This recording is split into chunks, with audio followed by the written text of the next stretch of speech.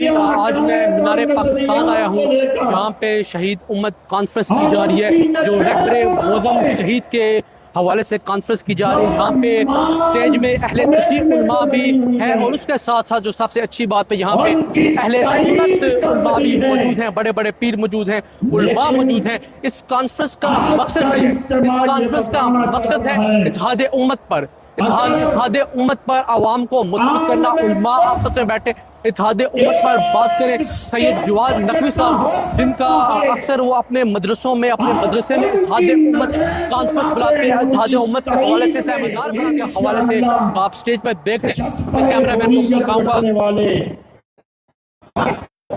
اس کے ساتھ ہی میں اپنے کیمرہ مین کو کہوں گا کہ عوام دکھائے، بہت بڑی جمع غفیر عوام کا یہاں پہ موجود ہے، کافی بڑی عوام یہاں پہ موجود ہے۔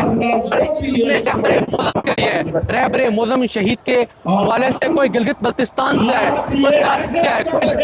ساتھ ایک بہت بڑے عالم دین ہے حسن نقوی صاحب موجود ہے۔ آغا حسن نقوی سے ہم کچھ سوالات پوچھیں گے۔ السلام علیکم آغا صاحب، آج یہاں پہ شہدائے امت کانفرنس سے کانفرنس، تو اس کانفرنس سے آپ کیا لگتا ہے کہ اتحاد؟ بسم اللہ الرحمن الرحیم۔ سب سے پہلے تو یہ یاد رکھیں کہ رہبر معظم انقلاب خود اتحاد کے داعی تھے، اور انہوں نے پوری دنیا میں اتحاد کا پرچم بلند کیا ہوا تھا۔ میں ایک مثال دے دوں کہ فلسطین میں بظاہر شیعہ مسلمان نہیں ہیں، لیکن الحمدللہ کیونکہ ہم مکتب اہل بیت کے ماننے والے ہر مظلوم کے حامی ہیں اور ہر ظالم کے مخالف ہیں، جہاں بھی ظلم ہوگا وہاں الحمدللہ کربلائی اور حسینی کھڑے ہوں گے۔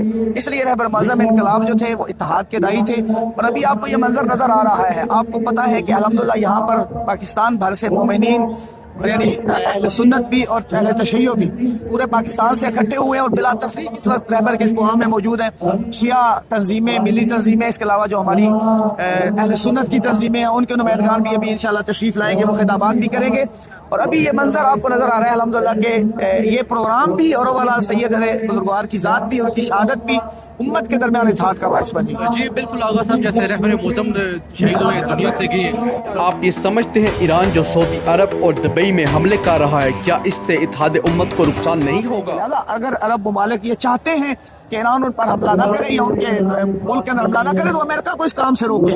جب امریکہ وہاں سے، آپ بڑی کلیئر سی بات ہے، اگر پاکستان کے حصے پہ کوئی حملہ افغانستان سے اڑ کے کرے گا، افغانستان سے آگے کرے گا، تو پاکستان اگرچہ افغانستان مسلمان ملک ہے، لیکن کیونکہ اس نے اس کو پاکستان کے دشمن کو جگہ دی ہے، اس لیے یقیناً پاکستان بھی اس کا ریئیکشن دکھائے گا۔ لہٰذا ہمیں اس چیز کو دیکھنا چاہیے کہ وہ بجائے اس کے یہ اعتراض کرنے کے کہ وہ ایران ان پر حملے کر رہا ہے، ان مسلمان ممالک کو چاہیے کہ وہ ایران ان لوگوں، ان امریکنز کو روکے کہ وہ وہاں سے حملے نہ کریں۔ جی آغا صاحب، یہ سوال پوچھا، جیسے ایران نے مسلمانوں کا ساتھ دیا، ایران فلسطین کا ساتھ دیا، لیکن یہاں پہ یہ سوال اٹھتا ہے کہ ابھی لبنان پہ بمباری ہو رہی ہے، تو کیا ایران نے ان کو تنہا تو نہیں چھوڑ دیا؟ یہ جی دیکھیں، ایران کی جو چند شرائط ہیں ڈائیلاگس کی، ان میں سے ایک شرط یہ ہے کہ اس وقت تک ہم مذاکرات نہیں کریں گے جب تک تمام مقامتی محاذ پر جنگ بند نہ ہو۔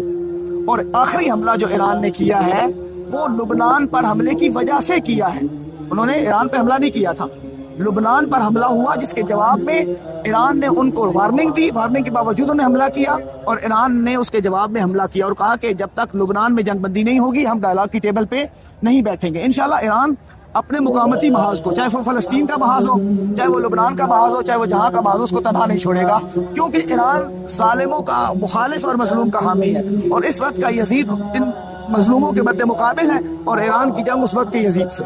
آپ سے آخری سوال ہے کہ اہل سنت کو اتحاد کی شیعہ علماء کی طرف سے کوششیں کی جاتی ہے، لیکن یہاں پہ یہ سوال اٹھتا ہے کہ جو اہل تشیع کے مابین اختلافات پہ آپس کی لڑائیاں، ان کو کیسے حل کیا جائے، کیسے اہل تشیع کے؟ دیکھیں الحمدللہ اس پروگرام کا ایک مقصد اتحاد بین المومنین تھا۔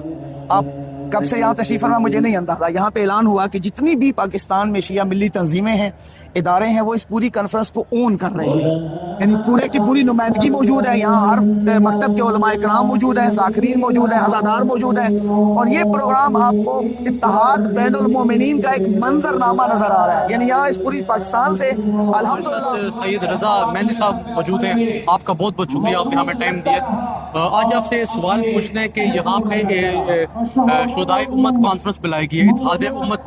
آپ کیا سمجھتے ہیں کہ پاکستان میں، خصوصاً پاکستان میں، اتحاد امت کیسے ممکن ہے؟ اعوذ باللہ من الشیطان الرجیم، بسم اللہ الرحمن الرحیم وبہ نستعین.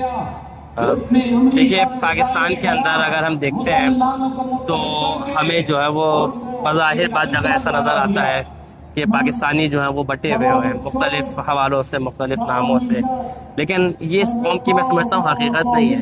کیونکہ بعض مواقع ایسے ہیں کہ جس کے اندر ہم یہ دیکھتے ہیں کہ یہ ساری جو ہے وہ قوم اکٹھا ہو جاتی ہے. مثال کے طور پر آپ نے دیکھا کہ جس طرف سے سیلاب جب آیا اس ملک کے اندر، تو اس وقت ساری یہ جو ہے یہ پوری قوم ایک ساتھ کھڑی ہوئی تھی. اور بہت ساری جگہوں پہ شاید کہیں پہ ایسا بھی ہوا ہو کہ کوئی فرق کیا گیا ہو، لیکن جو میجورٹی جو جگہ تھی وہاں پہ بغیر کسی فرق کے جو ہے وہ مدد کی گئی لوگوں کی. اسی طریقے سے ہم ماہ محرم کے اندر ہم دیکھتے ہیں تو اس میں بھی ہمیں نظر آتا ہے کہ شیعہ اور ہمارے جو برادران اہل سنت جو ہیں وہ اس موقع پر ہمارے ساتھ کھڑے ہوتے ہیں. خود جو ہے وہ اس وقت یہ جو عظیم واقعہ، یہ جو عظیم شہادت رونما ہوئی، تو اس کے بعد آپ نے خود دیکھا کہ یہاں سے جو آواز اٹھتی وہ فقط شیعوں کی آواز نہیں تھی، بلکہ پورے جو ہے وہ پاکستان کی ملت کی آواز تھی. خاص طور پر پتہ نہیں آپ لوگ کے شاید یہ علم میں ہے یا نہیں، خود کراچی میں جو کونسلیٹ کے اوپر جو شہدا ہیں ان میں ایک برادر اہل سنت بھی شامل ہے. یہ سائم ان کا نام تھا، اور ان کے ہم وہ گھر پہ بھی گئے. ان کے والدین جو ہیں وہ اس بات کے اوپر فخر کرتے ہیں کہ ان کا بیٹا جو ہے وہ ان شہدا میں شامل ہے. تو اگر ہم یہ جو اصل یعنی زمین جو زرخیز ہے، جیسے کہ اقبال نے بھی کہا تھا کہ ذرا نم ہو تو یہ مٹی بڑی زرخیز ہے ساقی. اگر یہ بات آپ ڈاکٹر کے تکفیر، کچھ ایسے لوگ ہیں جو اتحاد امت میں رکاوٹ ہیں. کون ایسے لوگ آپ کے نزدیک جو اتحاد امت میں امت کو ایک نہیں ہونے دے رہے؟ رہبر معظم جب شہید ہوئے تو ان کا الزام تھا، وہ کہتے ہیں کہ یار جو عرب ممالک پہ جو حملے کیے جا رہے ہیں، مجھے جان کر ممالک پہ حملے کر رہے ہیں. دیکھیں، یہ آپ کے سامنے کہ اصل جو ہمارے دشمن ہیں وہ استکبار ہے، امریکہ، اسرائیل، اور جو ان کے یعنی وہ جو ان کے قریبی لوگ ہیں جو قلباً مثلا ان کے ساتھ ہیں. خود اگر آپ نے عرب ملکوں کی بات کی تو آپ خود جانتے ہیں کہ ان عرب ممالک میں وہاں کے جو عوام ہیں وہ اس کے ساتھ نہیں تھے. کتنی دفعہ ایسا ہوا کہ وہاں کے لوگوں کی نیشنلٹیز کینسل کی گئیں، ان کو وہاں سے ڈپورٹ کیا گیا. اور آپ جہاں پر میں خود ایک جماعت اسلامی کے اجتماع میں موجود تھا کہ وہاں پہ جب یہ بات کی گئی کہ یہ ایران حملہ کر رہا ہے اور ساری چیزیں، تو اس سے پہلے کہ میں جواب دیتا، خود وہاں کے جو امیر تھے، البتہ سابق امیر، خود انہوں نے جو ہے اس کا دفاع کیا کہ جو ہے اس کی حقیقت کیا ہے.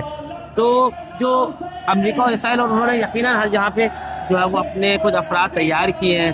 کچھ ایسے ہیں جو واقعاً بک گئے ہیں، لیکن ایک تعداد ایسی بھی ہے کہ جو یعنی جو مغفول ہے، یعنی جو غفلت کا شکار ہے، جنہیں کچھ اور طریقے سے تربیت کی گئی ہے.